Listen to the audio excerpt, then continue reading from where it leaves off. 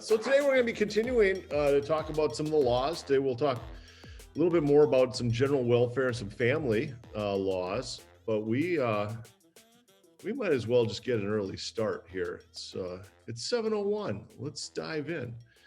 March 5th. One feature of the laws of Moses, which sets them apart from the laws of the neo-theistic nation, is the attention given to procreation of the weak. No, procreation. I'm back to the genitals, Todd. Let me try again. It's tough. Well, this should give great confidence to you, Marina. Tough one to let go of. Yeah. One feature of the law of Moses, which sets them apart from the laws of the non-theistic nation, is the attention given to the protection of the weak, the poor, and the stranger. For example, a common provision throughout the code is that, for the most part, each law is applicable to citizens and non-citizens alike. There is in this a reminder that the Israelites themselves were once persecuted as foreigners in the land of Egypt. In addition to the general principles of fairness and equal protection found throughout all the laws, there are various specific laws calling for acts of benevolence, special respect for particular persons, and care for human animal life.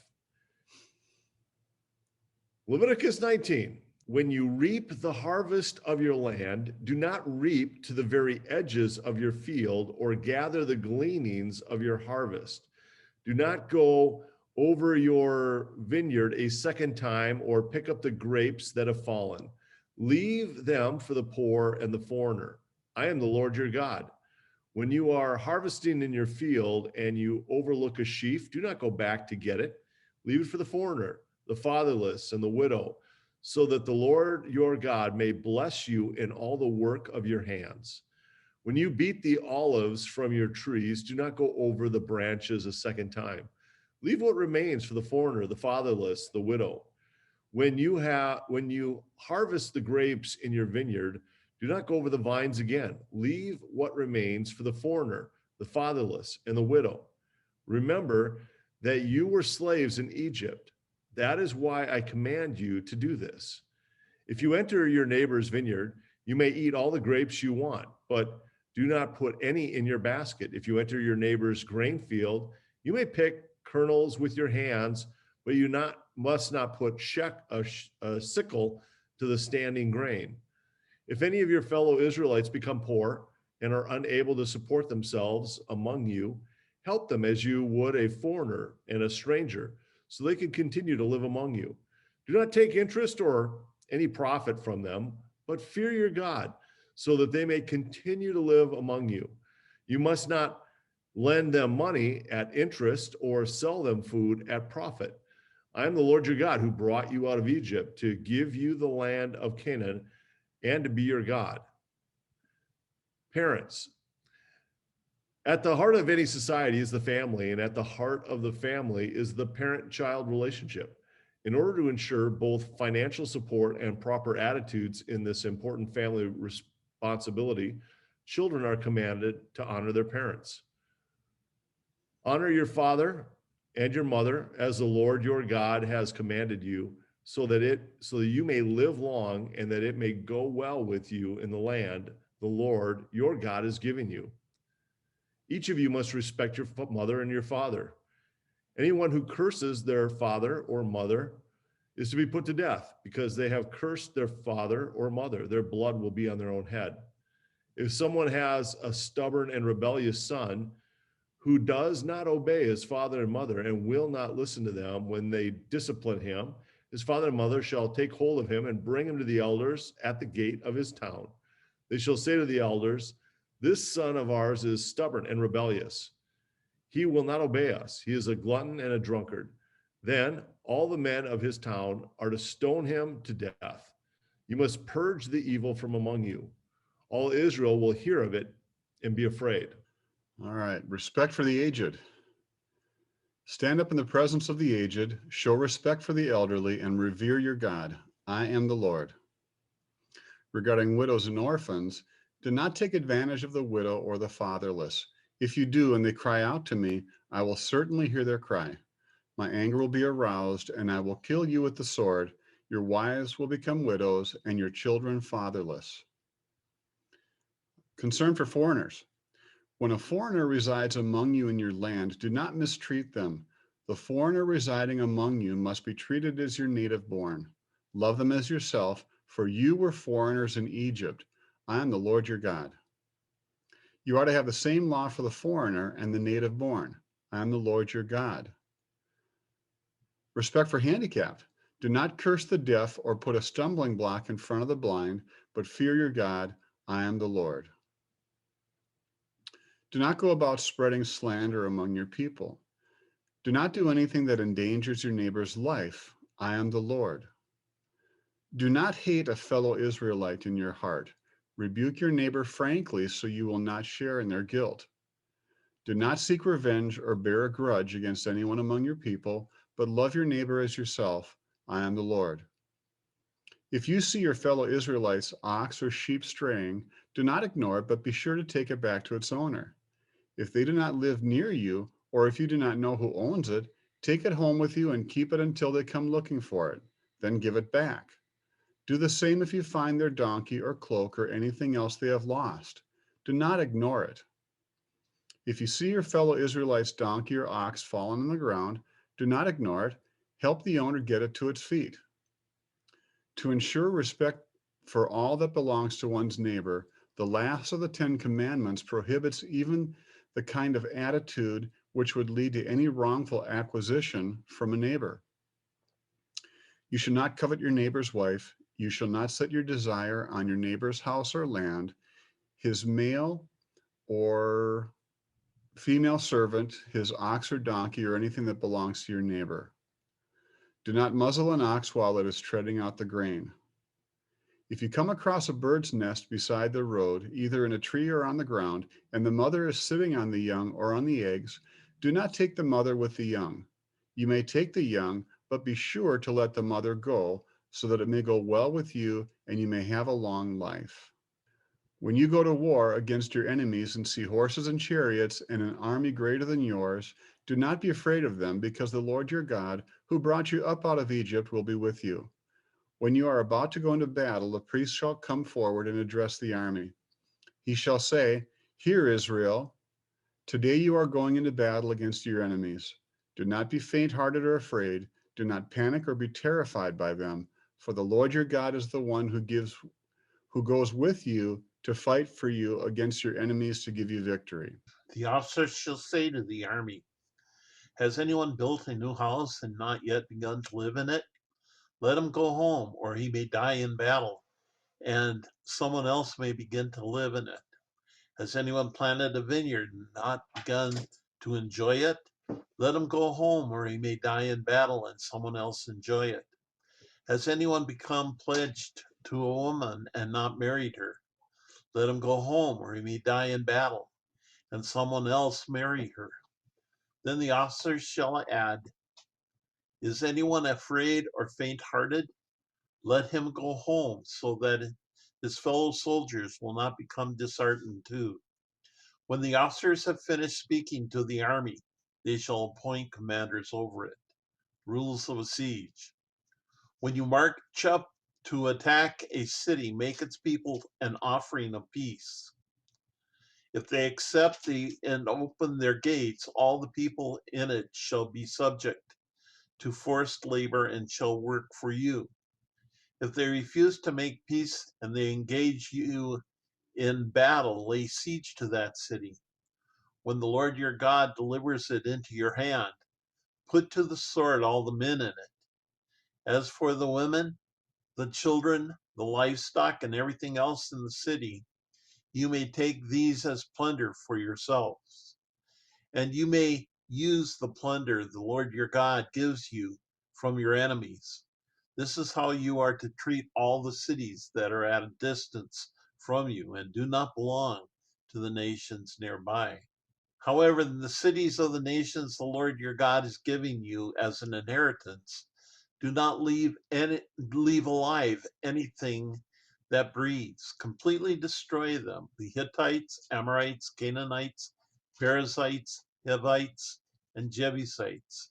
As the Lord your God has commanded you, otherwise they will teach you to follow all the detestable things they do in worshiping their gods, and you will sin against the Lord your God. When you lay siege to a city for a long time, fighting against it to capture it, do not destroy its trees by putting an axe to them, because you can eat their fruit. Do not cut them down. Are the trees people that you should besiege them? However, you may cut down trees that you know are not fruit trees and use them to build siege works until the city at war with you fails or falls.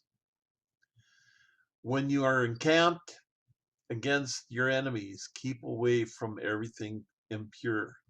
If one of your men is unclean because of a nocturnal emission, he is to go outside the camp and stay there. But as evening approaches, he is to wash himself, and at sunset, he may return to the camp. Designate a place outside the camp where you can go to relieve yourself. As part of your equipment, have something to dig with, and when you relieve yourself, dig a hole and cover up your excrement. For the Lord your God moves about in your camp to protect you and to deliver your enemies to you.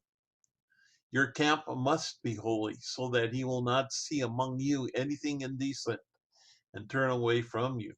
Exemption from service, marrying captives. All right. I don't know why that's there. A little extra insight about other issues, perhaps, but yeah, interesting. Interesting how we oftentimes, and this is a great example here at Deuteronomy 23. We like to cherry pick sometimes Old Testament laws that we think are still valid without understanding maybe context. Because I don't know a lot of you that otherwise like to flout the laws that you're so graciously and and passionately exercising, running outside your camps to go dig holes to bury your excrement. This is one that we would have to look at and say, you know what, this was a timed law specific to a set of circumstances that we're not in, and a lot of times I think we neglect to understand how important this timed law would have been for these people that has absolutely zero import or relevance to today's activities. So, what did you guys see as you were glancing through what we were reading?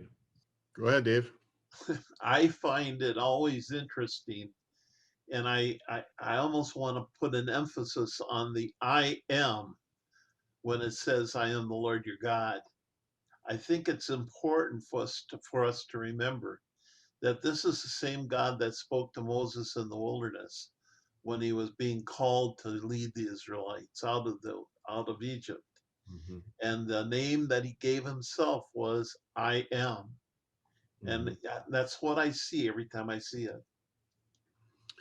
I know that we'll probably get to this in the discussion questions, but the care that a couple of days ago when I was on the reading, the care that's put in place through these laws about watching over the needs of others, that comes through time and time again. That when you're doing your thing, whatever your thing is, make sure that you account for and take care of other people in that process. Didn't you love though, Amy, as you're talking about that, the way with which they talked about taking care of the others, like, it isn't like make sure you gather as you go back through your fields, gather every little bit, and then give some to the widow and the orphan and the fatherless, the stranger, the foreigner. That's not actually what it said. It said, provide opportunity for them to work. Yeah. Make sure that you don't use your field so thoroughly. You don't take your vine so thoroughly that they don't have the opportunity to come and work. They'll never own this. They're passing through, or they're too poor to own this, but they should be able to come out to the field and work without penalty and provide enough for their family. I mean, it's just really interesting. It's a different way of thinking about how do we care for the poor? Do we care for the poor only by offering what we have, or do we care for the poor by offering them an opportunity to earn a dignified way of providing for their family? And I think that the dignity that's provided in this passage and this law, this way of living their life really was, I think, interesting and noteworthy. Mark, I like what you said about the opportunity. You create that opportunity for this to happen. Yeah. They still, if they don't come out, they still don't eat. They don't eat. It's like, you don't work, you don't eat. And Glenn's a little unnerved about their killing all the inhabitants of the city. Yeah, and I can understand that. I mean, here's one of the takes that I kind of appreciate with that is that, these are largely all of the Hittites and what were all those the names that you were reading there, Dave? The Hittites, Perizzites, Jebusites. Paris, all of this, all those that ends with the sites. I think that all those that had the sites at the end had a pagan way of worship and an alluring. Typically, I think there was a lot of temple prostitution that God was saying it could be really a problem for the Israelites. And let's recognize the fact that we have a gracious God who has been at work, not just in our lives or into the Israelites' lives, but into these others' lives for, at this point, hundreds and hundreds of years. And now it's time for them to pay the piper. And he says, take them out. We're going to use you for the process of ending their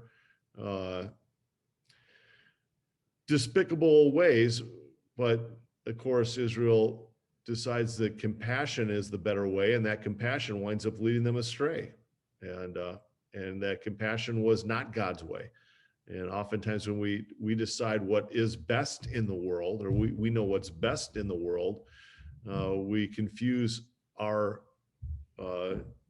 kindness for God's desire, if it in this case isn't followed to the letter or to the T.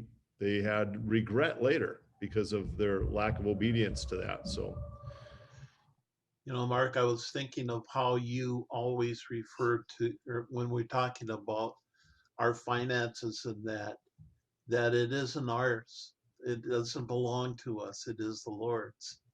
And my mom, when she was a kid, it was during the times of depression, and she chose to, she worked these potato fields, and she went around after the potatoes were harvested, and she picked up the potatoes, and she was able to take those potatoes home, and that's what they ate.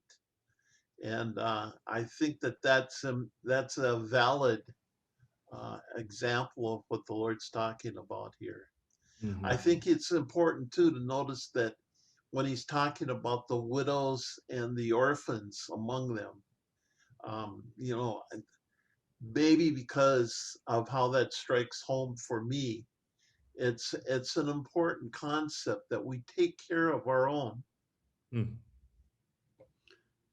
Yeah, it's, you know, that the other thing that just when you said that, Dave, you know, so people had the opportunity to, you know, harvest some of their own and things like that.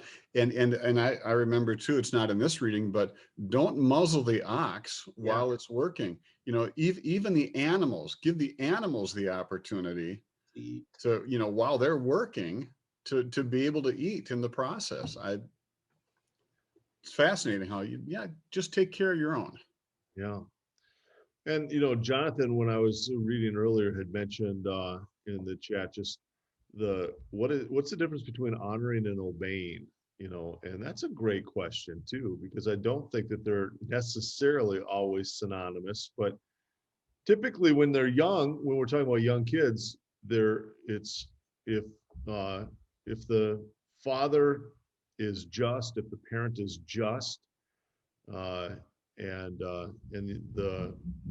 the direction uh, is not malice or doesn't have a maliciousness to it, uh, I think they're synonymous, right? But there comes a point where a child becomes their own person. They're of age. I think that arguably in the text, you know, women could marry at what, 13, 14, 15, 16. Men could start looking at taking brides, 18. For sure, they were on their own.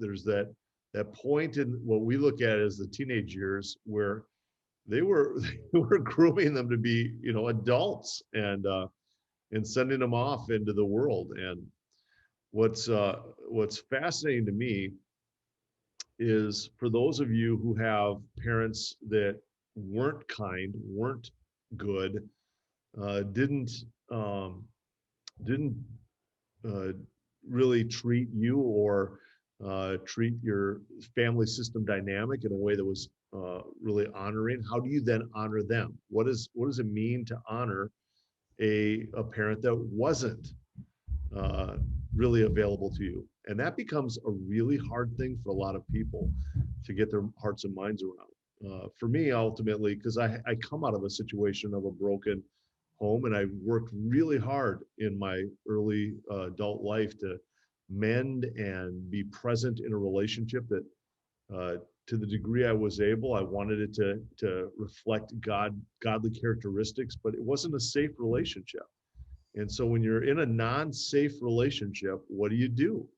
And I felt like it was really clear to me that I need to live the best life that I can. I got to be the best version of me that I can. And in being the best version of me that I can, I bring honor to my family, whether or not they're really recognizing the honor I'm bringing to them or not. And so that was how I've decided to chart that course. And it seems as if God has really brought favor to that, is, to honor.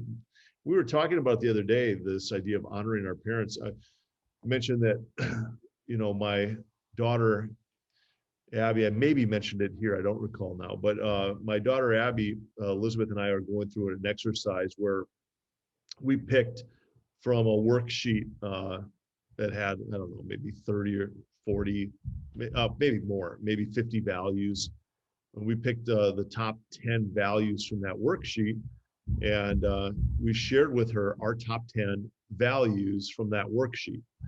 And then we had her ask one of her adult friends to kind of go through that and share their top 10 values. And one of my top 10 values was honoring your parents. And it was funny how that even came to be a high value. Elizabeth and I, when we were when we were younger, we had Caleb and Rebecca were just entering the teenage years, and we had made an early commitment to try to be on the same page with our parenting, but unfortunately, uh, being on the same page as parents has proven to be difficult at times. particularly as they were moving out of adolescence and into the teenage years, we discovered that we had vastly different ideas of what it meant to parent teenagers. I had a set of things that I thought were really important. She had a set of things that she thought were important, and how do we discipline, and when can they drive? I mean, all kinds. I mean, there was like nothing that we were in agreement on. And we spent about a year, every Monday. We spent on Mondays, nearly every Monday, for a year, 52 weeks. We listened to parenting. These were called CDs back then. Now they'd probably be called podcasts, but we would listen to parenting CDs. We would listen to videos.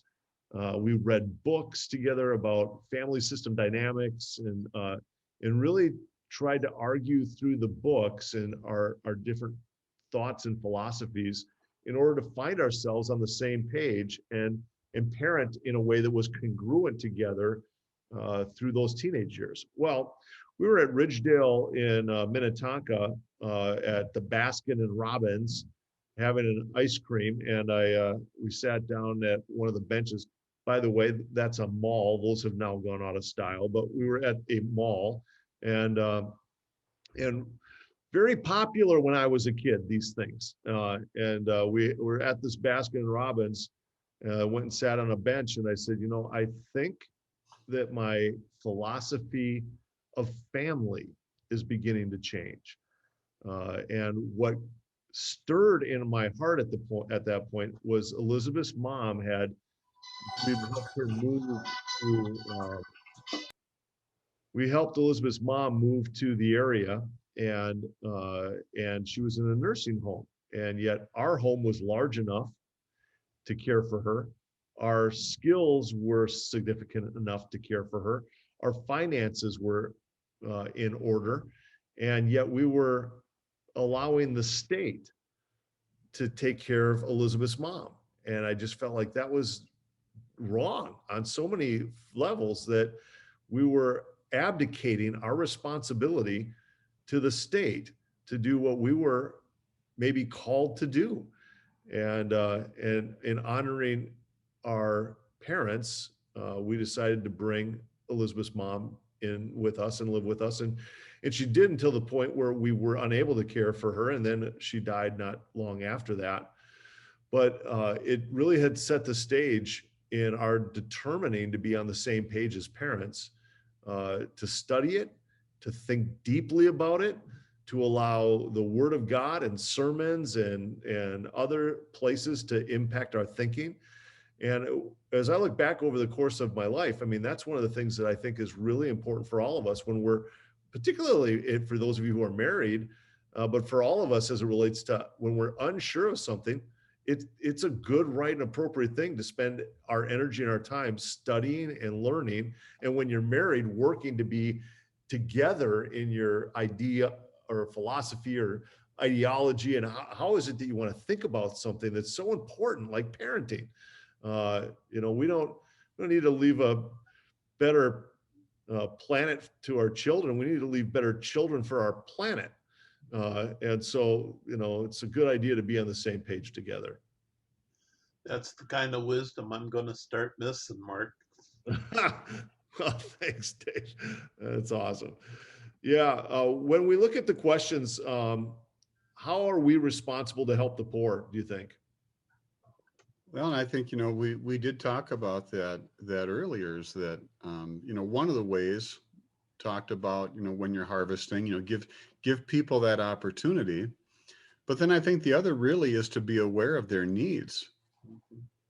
Because I think that, I think there are times that we lose track of the plight of the homeless in our society. As one example, I know that folks work to try to help the homeless, but I think sometimes if you're in your day-to-day walk, because you've got a home, you forget about the fact that there are people who really do, even around here, they live under bridges. They go from some, I remember when I was still in education, there were times when we had kids who, it would be what would called couch hopping. Hmm. They'd go from house to house, because Yeah, they were I surfed a few couches in my early day.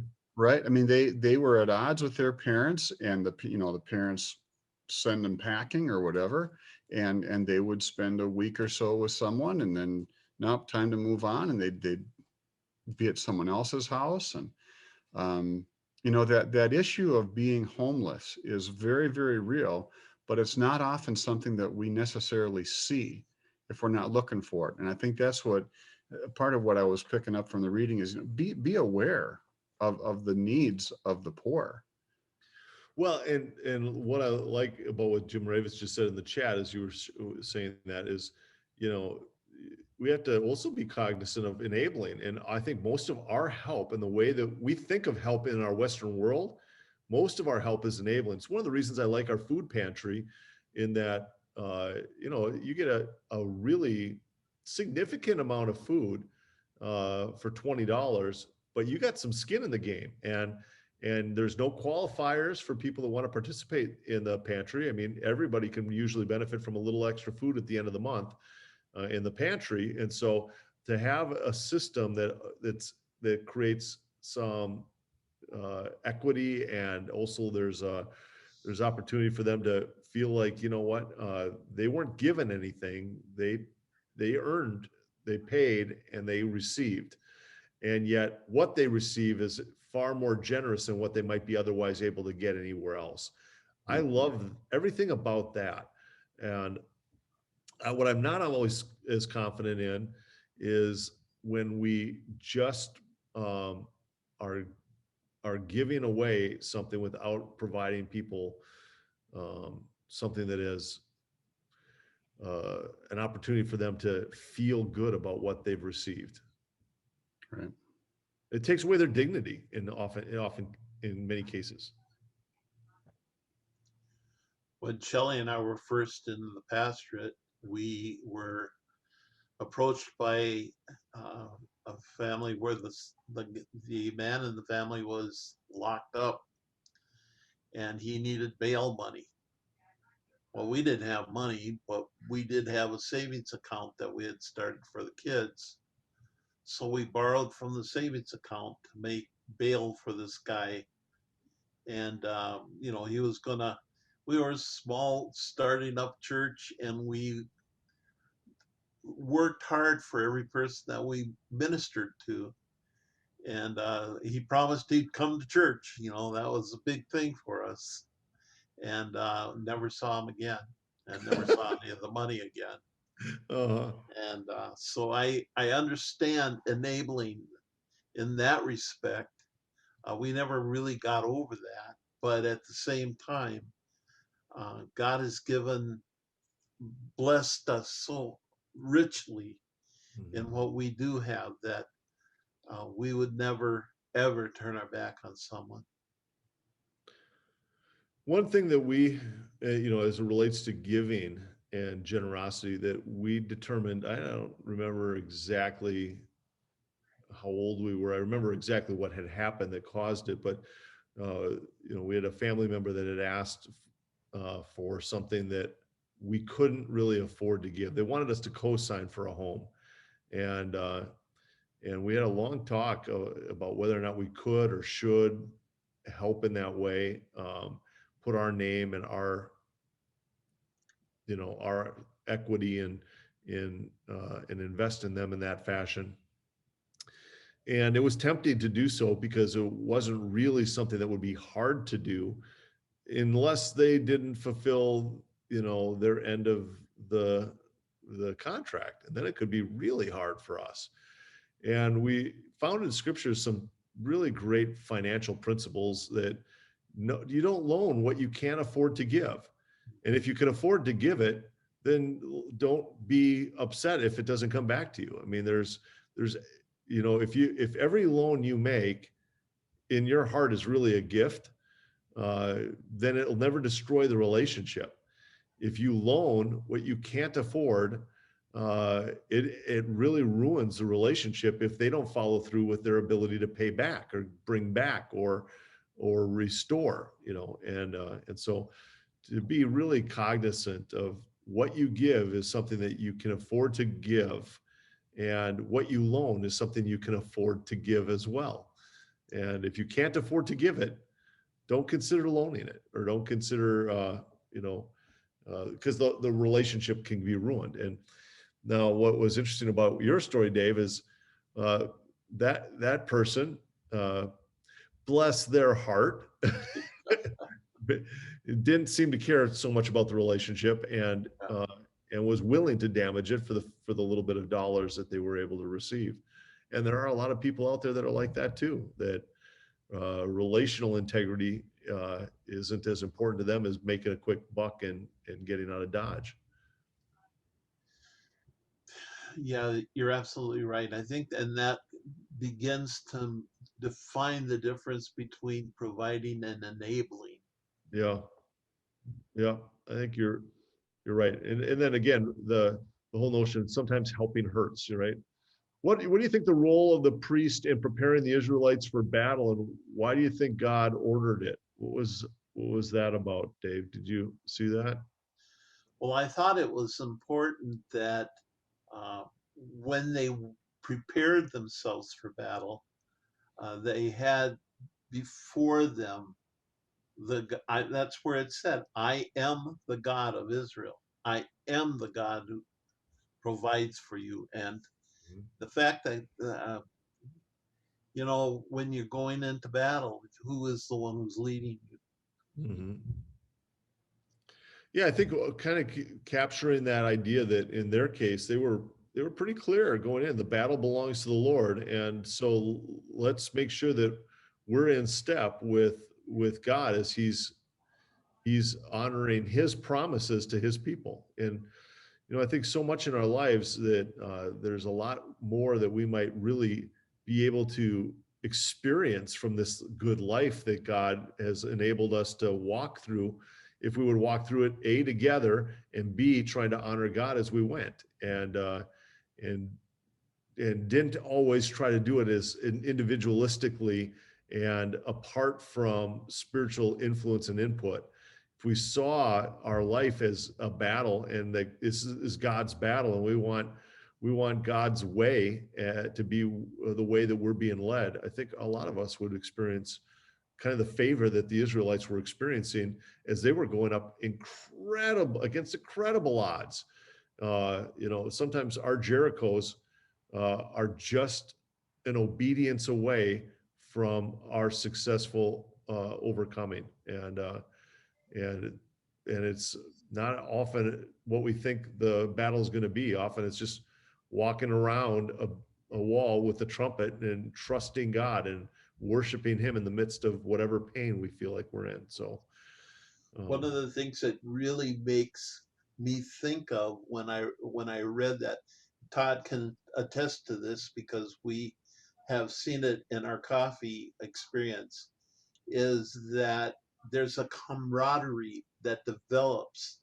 Um, the scriptures didn't refer specifically to it, but if you were one of the guys that were walking around Jericho 7 times with no results, and then all of a sudden on the seventh time, then there was this huge, and the walls came down. What you experienced as you did that in obedience to God would have made a bond of, a camaraderie with the other guys that you were with, that you were marching with, that would last their lifetime. mhm. And we saw that, didn't we, Todd, with the different guys that Mhm. had served in the Navy, and during the same time I was serving in the Air Force, and there was an instant bonding Mhm. with the guys that we were with. Mhm. Yeah, you have a shared experience and a deep understanding of both one another, I think, and a specific time and a period. It's funny. I remember there was an earthquake in San Francisco, and I knew someone who was on Pier 39 at the time.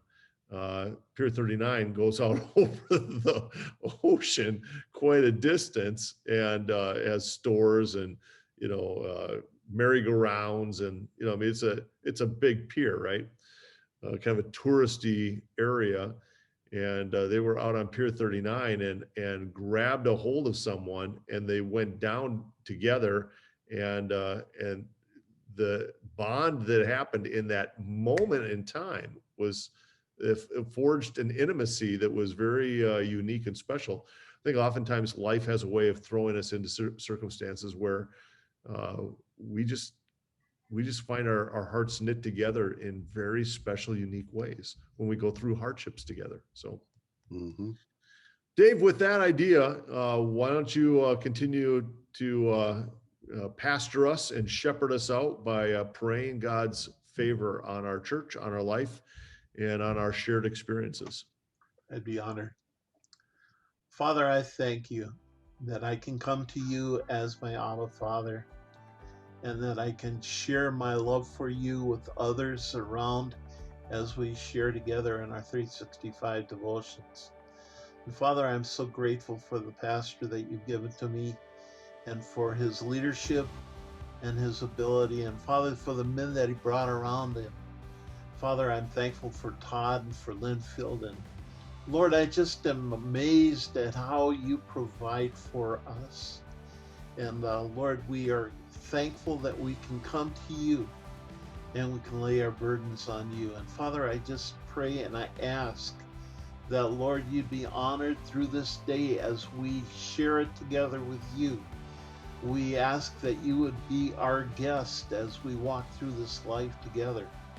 And Lord, as we find the needs around us, Father, give us the ability to see the needs, and then, Lord, to meet the needs by your grace. And we'll give you thanks for that, Lord. We thank you for who you are to us. In Jesus' name. Amen.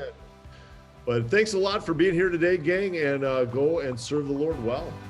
Have a great day, everyone. Thank you, Dave. Thank you, Mark.